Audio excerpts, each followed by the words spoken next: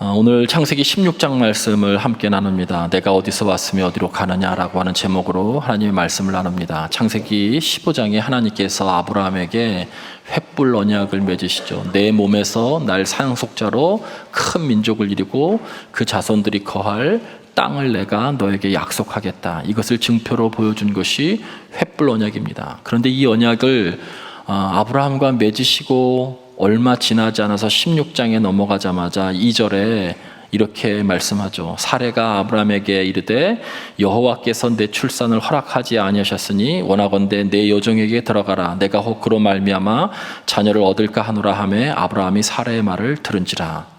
여러분, 이 말씀 가운데 중요한 표현은 여호와께서 내 출산을 허락하지 아니하셨으니, 사레가 마치 하나님을 원망하는 것 같은 그러한 표현입니다. 히브리 원문의 표현은 더 구체적으로 이렇게 말씀합니다. 하나님이 내 태를 막으셨으니 이제 내 방법대로 하겠다, 이 뜻이에요.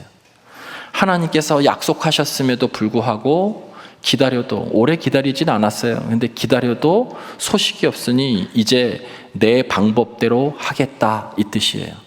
히브리의 원문에는 그냥 단순히 오늘 본문에 나와 있는 것처럼 내 출산을 허락하지 아니하셨으니가 아니라 이제 내 방법을 시행하겠다는 거예요. 그래서 자신의 여종 하갈을 아브라함과 동침하게 함으로 자녀를 얻으려는 시도를 하죠.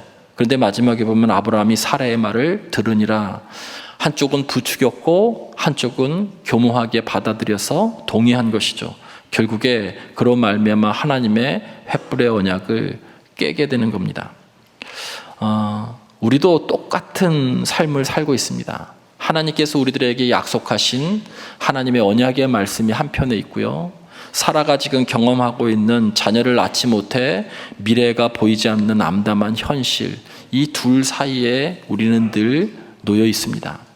언약의 말씀을 기다리면서 성취될 것을 신뢰하면서 우리들이 살아갈 것인가?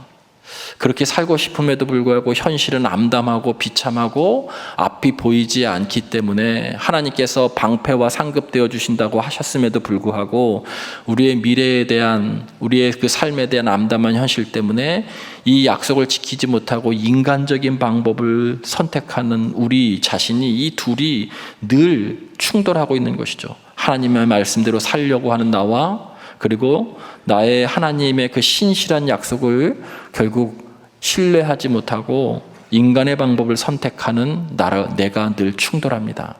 여러분, 이 충돌이 가져다주는 가장 어려움은 하나님의 통치를 거부하는 행위입니다.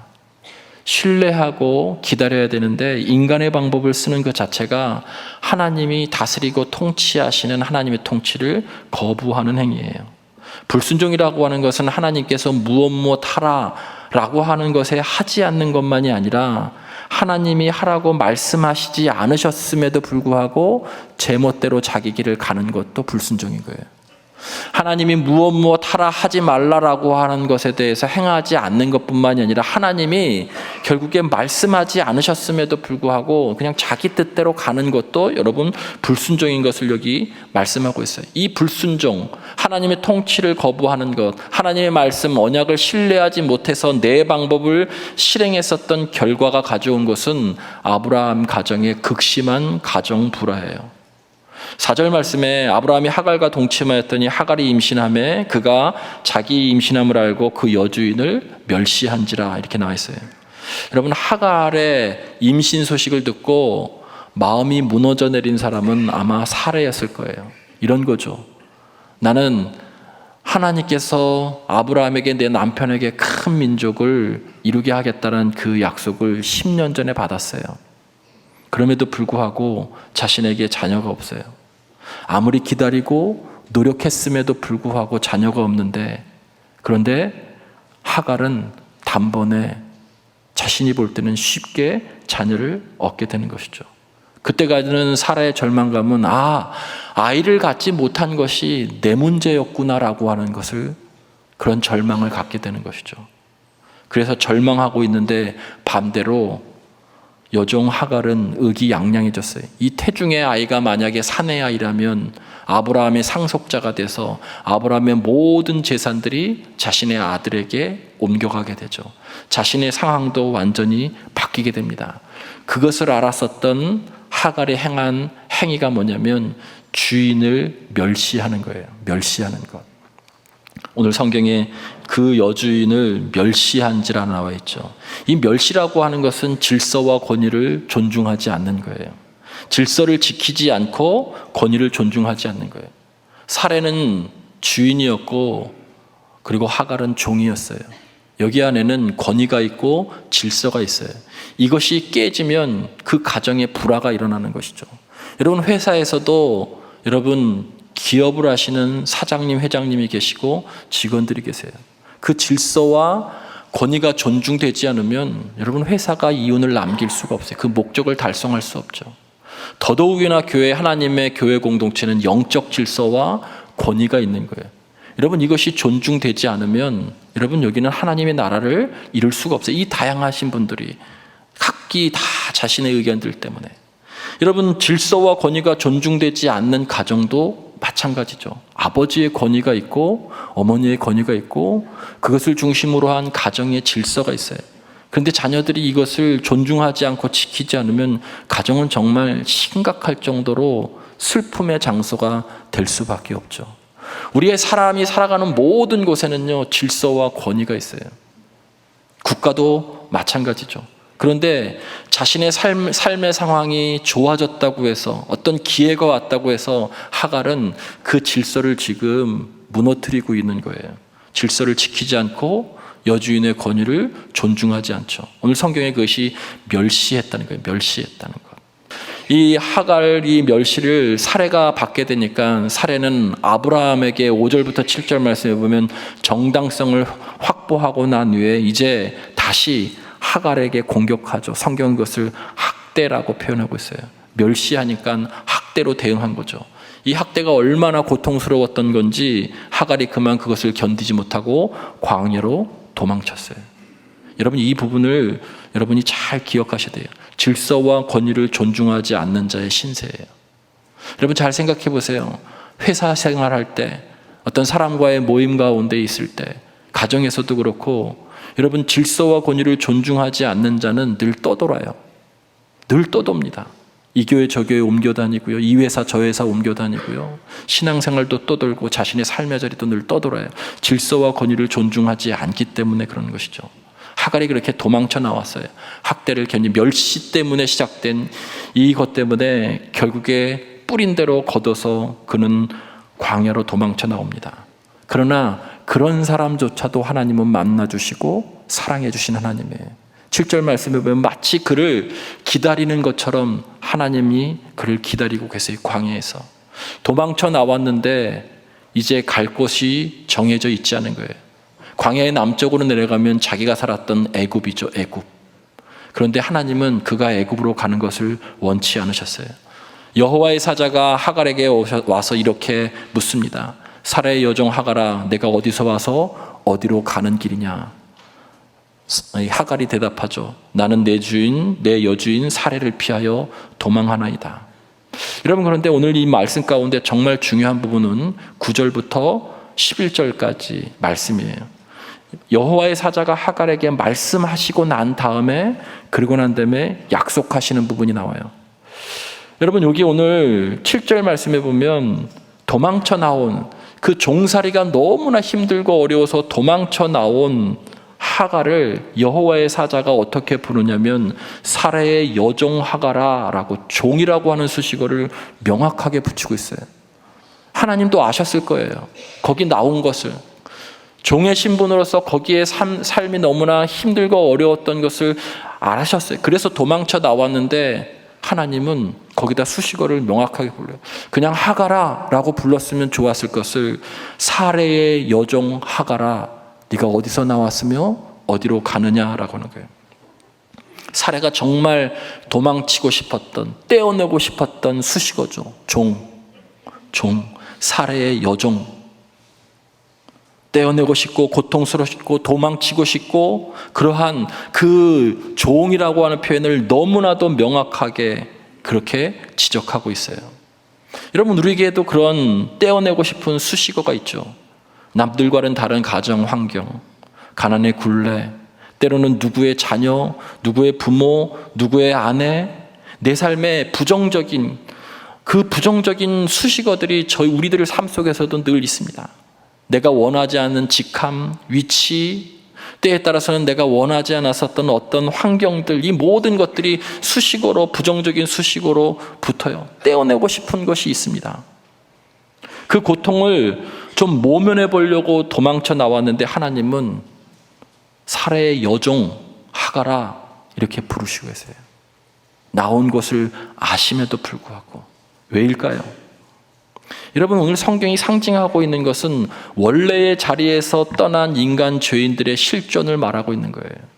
하나님과 우리의 삶의 자리가 예외 없이, 누구도 예외 없이 늘 고난과 고통의 연속인 이유는 여러분, 하나님으로부터 떠난 인간이 결국 겪게 되는 것입니다.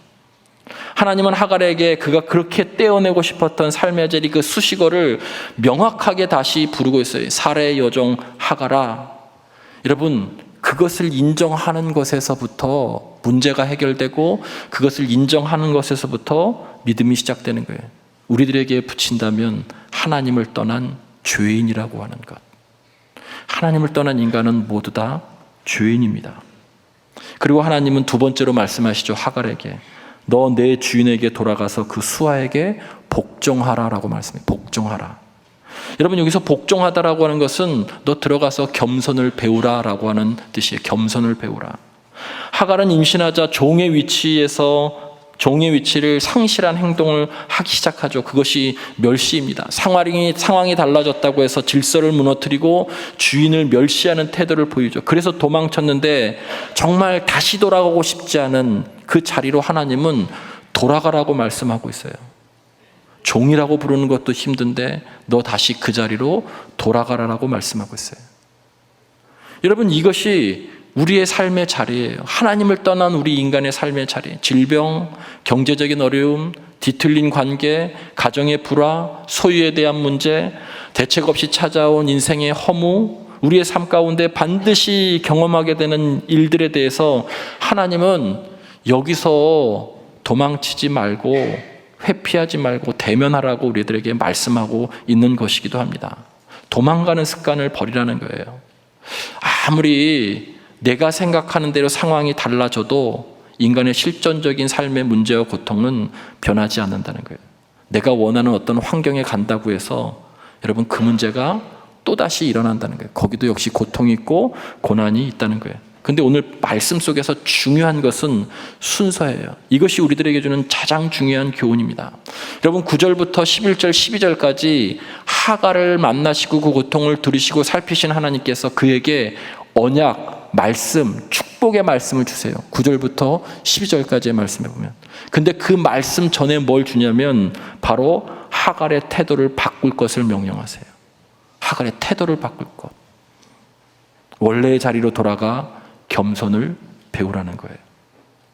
너 원래의 자리로 돌아가서 겸손을 배우고 난 후에야 이 축복을 받을 수 있다는 거예요. 너 원래의 자리로 돌아가서 겸손을 배워야 너가 어떠한 자격으로서 내가 주는 이 축복을 누릴 수 있는 그런 자격이 된다는 거예요. 창세기 15장의 횃불 언약에서 하나님께서 아브라함이 그 약속을, 내 자신의 약속을 믿는 것을 보시고서 의로 여기셨다. 아브라함이 믿으니 그것을 의로 여기셨다. 신학적으로는 의롭게 여겼다는 게 구원함을 받았다는 뜻입니다. 근데 구원은 거기서 끝나지 않아요. 여러분, 그 구원 다음에 반드시 이루어야 될 것이 성화예요. 구원받은 사람답게 사는 삶, 그 자격, 품위, 인격, 행위에 이르기까지 여러분, 거기까지 성숙하고 성장해야 되는 거예요. 하나님의 언약의 말씀이 성취되는 것을 기다리면서 그 과정 안에서 채워지고 다듬어져 가는 것이 뭐냐? 그것이 성화인 거예요. 구원받고 끝나는 것이 아닙니다. 그래서 우리가 성화되어져야 여러분, 결국 하나님의 일을 온전하게 할 수 있기 때문에 그렇습니다. 하나님은 복을 주시기 전에 태도를 잘하라고 말씀하고 있어요. 태도는 하나님의 복과 사명을 담는 글씨이기 때문에 그렇습니다. 태도가 좋지 않으면, 태도가 바뀌지 않으면 하나님께서 복을 주신 것, 사명을 주신 것을 남용하기 때문에 그래요. 하나님은 그래서 복 주시기 전에 먼저 그의 태도를 바꾸시길 원하세요. 너 원래의 자리로 돌아가서 그리고 그 수하에서 겸손함을 배워라. 왜 그러냐면 그 겸손이 하나님의 통치를 받아들이는 것과 연결되기 때문에 그래요. 교만은 멸망의 앞잡이요 선봉이라고 말씀하잖아요. 교만한 사람은 하나님의 말씀을 듣지 않습니다. 교만한 사람은 기도하지 않습니다. 교만한 사람은 어떤 사람의 얘기도 듣지 않습니다. 여러분, 그래서 겸손을 배우는 것이 하나님이 나를 통치할 때에 그 통치를 받아들이는 태도로 이어지기 때문에 그래요. 아무리 복을 주어도 그것을 누릴 수 있는 자격이 되지 않으면 문제가 생기는 거예요. 그래서 믿음은 태도예요. 태도를 바꾸지 않으면 그 복과 사명이 오히려 독이 될 수 있는 것이죠. 그래서 태도를 먼저 바꾸길 원하시고 그리고 난 이후에야 이제 약속하십니다. 여러분 9절, 10절, 11절, 12절이죠. 하나님은 하갈의 삶을 조정하시고 난 다음에 비로소 약속하십니다. 내가 내 씨를 크게 번성하여 그 수가 많아 셀 수 없게 하리라 라고 말씀하죠. 언약하고 약속하세요. 그리고 너 아들을 낳게 될 것이다 라고 말씀하세요. 그리고 그 이름을 이스마엘이라고 그렇게 약속하시죠. 그 이름은 하나님이 내 고통을 들으셨음이라는 거예요. 광야에서 하갈은 하나님을 만나는 체험을 하고 하나님의 언약의 말씀을 듣게 돼요. 여러분, 근데 생각해 보면 이건 누가 들어야 되는 거냐면 사라가 들어야 되는 말씀이에요. 사라가 가장 기대하는 하나님의 메시지예요. 내 몸에서 아들이 있게 될 것이고 그 아들의 이름이 무엇이고 그 아들로 통해서 큰 민족을 이루게 될 것이다. 이것은요, 사실은 하갈이 들어야 될 메시지가 아니고 원래는 사라가 들어야 될 메시지예요. 근데 인간적인 방법을 씀으로 인해서 이 메시지가 하갈에게 옮겨갔어요. 하나님의 메시지를 상실한 빼앗긴 여인 사라의 비참함도 오늘 본문에 나타나죠. 결국에 하갈은 하나님의 말씀대로 여주인에게 돌아갑니다. 근데 중요한 것은 상황은 하나도 바뀐 것이 없다는 거예요. 여러분, 거기 갔다고 해서 학대가 없었을 것 같습니까? 거기 갔다고 해서 그가 여종이 아니겠어요?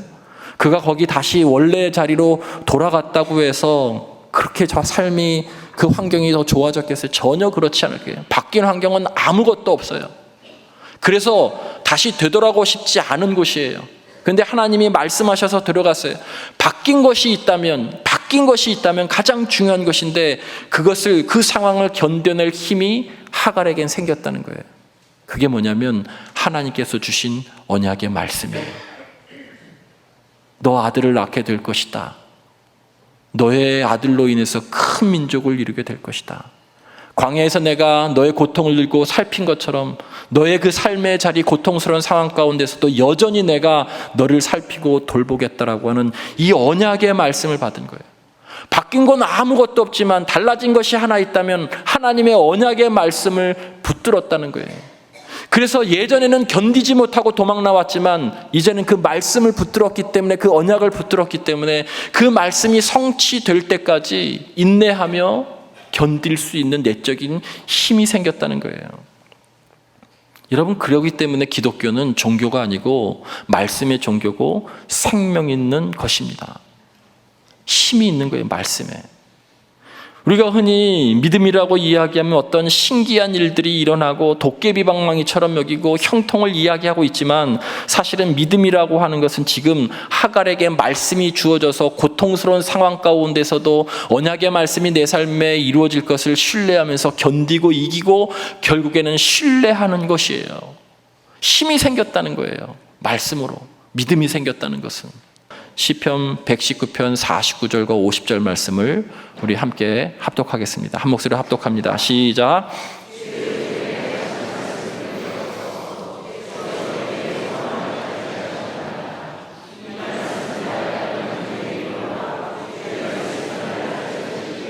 자, 주의 말씀이, 시편 기자는 고난당하고 있어요. 주의 말씀이 이 두 절 가운데 세 가지를 주고 있죠. 첫 번째는 뭐죠?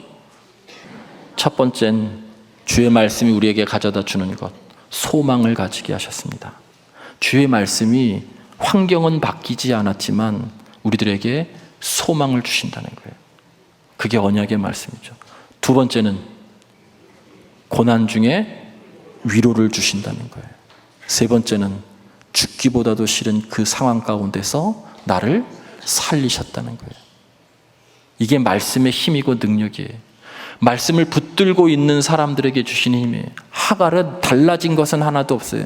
원래 자리로 돌아갔지만 달라진 것이 있다면 언약의 말씀, 소망이 생겼고 학대를 당해도 주의 말씀, 그 언약의 말씀으로 위로를 받았고 살아내는 힘을 얻게 된 거예요. 자, 165절 함께 볼까요? 자, 165절 함께 합독합니다. 시작.